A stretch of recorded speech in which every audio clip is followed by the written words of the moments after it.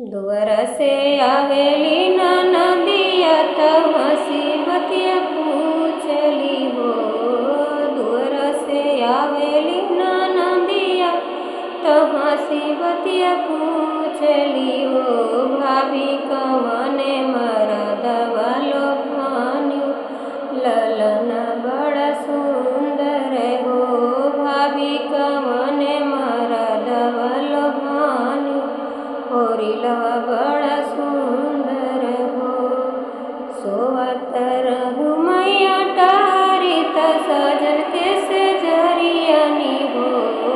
सोवत रहु मैया टारी तो पियवा के से जरियनु हो।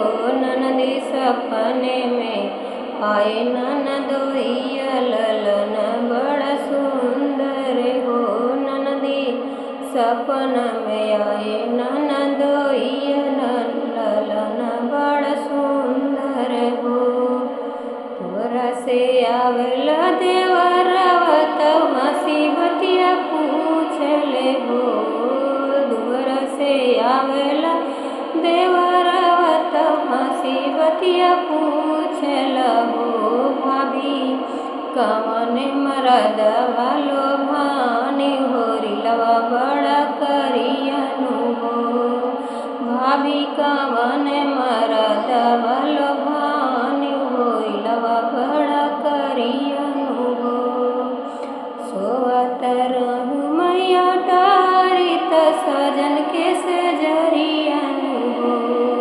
सोवत रहु मैया टारी सजन के से जरियनु हो। देवरु तोरन ओ देवरु सपने में आए तोहर भैया ललन बड़ा करियनु हो।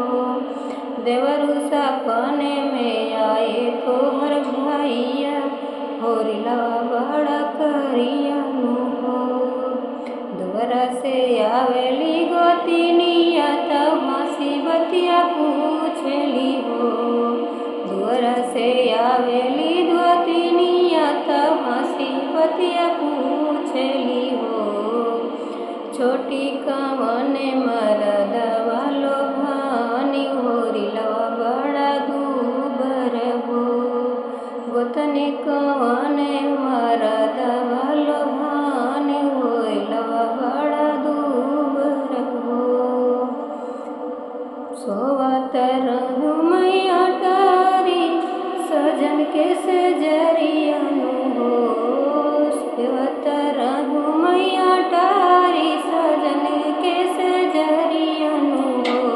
गोतनी सपने में आए छोटका देवर ललन बड़ा दूबर हो। गोतनी सपने में आए छोटका देवर ललन बड़ा दूबर हो। दुअर से आवेली नदिया त हंसी बतिया पूछली हो। दुअर से आवेली नदिया त हंसी बतिया पूछली हो। भाभी कवने मरद